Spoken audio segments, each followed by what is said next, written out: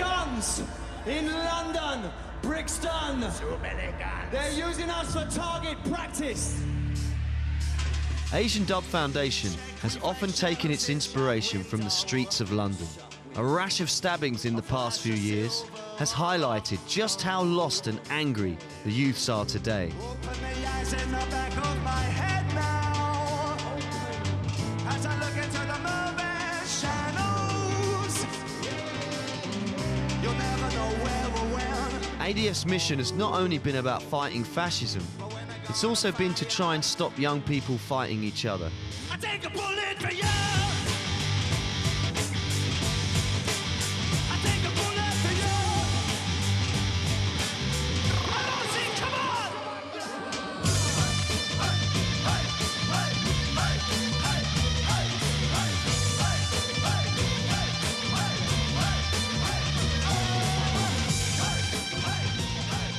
The founding members of Asian Dub Foundation met in a community workshop. Soon after the band got going, we set up ADFED, Asian Dub Foundation Education. True story. Our aim was to provide opportunities for inner city youth interested in music production and performance. And now there's no need for that, tick for tack. Now there's no need for that. Now put away your gun and your baseball bat. Hey. We wanted to help nurture talent, but also address the violent reality facing many young Asians in London's East End.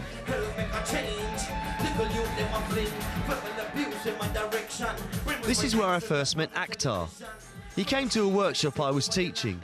His story is not unlike many of the youth that have come through our ranks. What happened to me, as you can see, I've got all these marks on my face everywhere and that. I got attacked when I was about 17 by a gang of youth, not too far from here actually.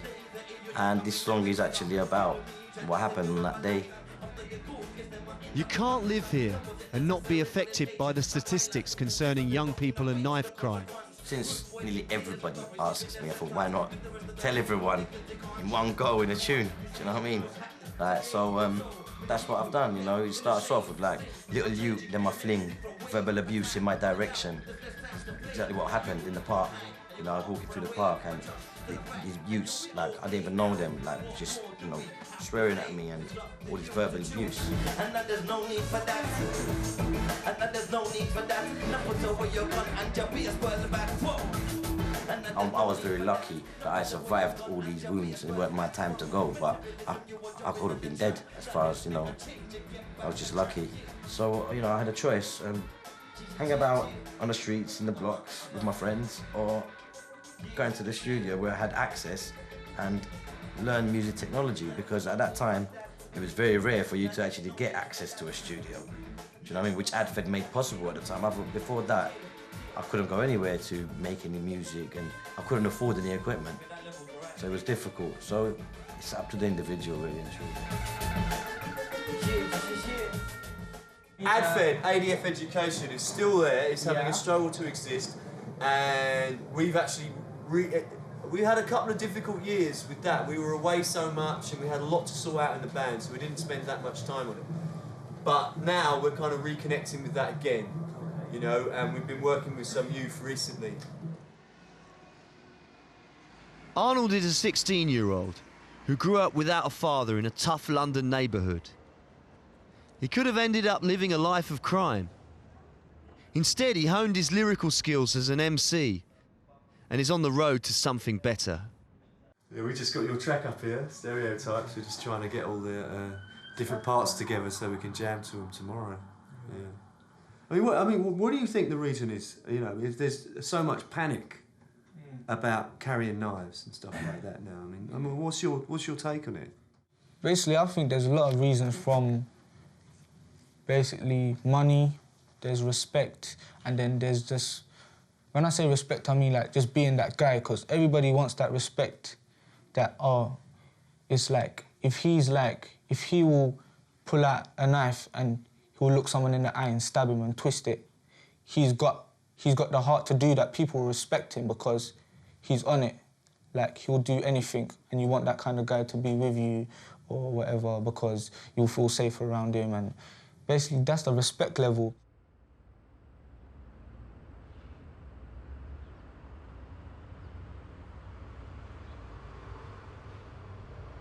Gang-related violence in London has been a reality for hundreds of years, but over the past 9 months, there's been a spike in deaths of young people from knife crime.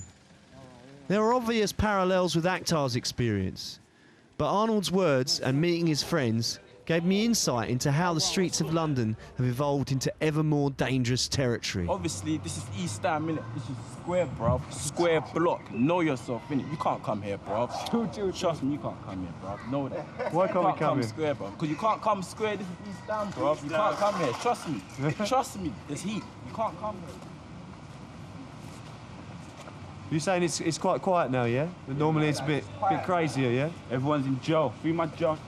Free caps, though. There's no doubt that this is a tough place, but it's sometimes hard to distinguish the bravado played up for the camera from the real problems which blight young people like these. There's certain days will be like grafting for money, there's certain days will be a beef thing. Beef thing. That's how it is. Beef, you just go to an end, you slant them, you put them on their face, come out with scars, war scars. Like, we've had scars, bro. We've had scars, bro. We've had it, bro. We've had it, bro. At the what? You know, you don't know, bro. We go through a lot, bro. We go through a lot. Trust me. What made me stop? Yeah. Just, I was selling and then my older brother caught me in it. And then he was just like, because he sells himself, he's like, no, I don't want you to do that and blah, blah, blah. So I was like, all right, cool. I stopped for his sake, but in the background I was still doing stuff like parcels and scams and all that stuff, just to make a bit of pocket money on the side. Right. Like that guy said, I grew up with him. I used to be with him every day. But not anymore, because half of the time I'm trying to just get stuff done musically. Right. You know what I mean? So... But it's like these guys, the guys we were just chatting to, they were involved in music to a certain extent, weren't they? Yeah, but they're not seriously on it, like. Right.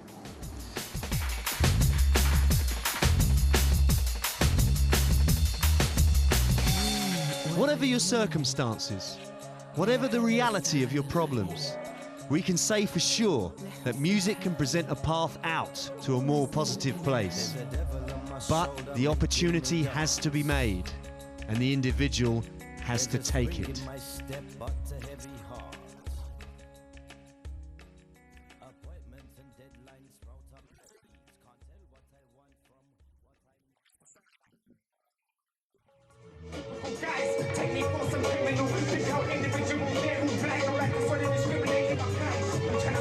Arnold had been working on a few songs for his show.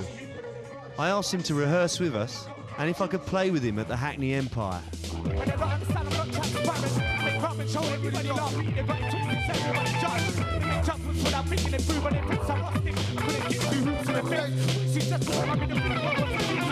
We were all 5 Asian guys, born in England, second generation, and how we'd been brought up. And we'd kind of kept all of this thoughts and all of this energy and how we perceived the outside world and how they treated us, and we just wrote it down in lyrics. Pretty much how these guys do it.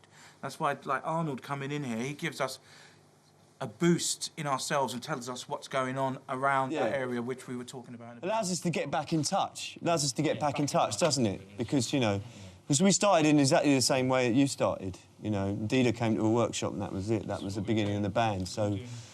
So by sort of like, you know, 14 years later, if we can still make that connection, I think, with the youth who are in perhaps even more difficult situations than they were then I think ADF has still got that thing that makes it special. You know, we're not just a band.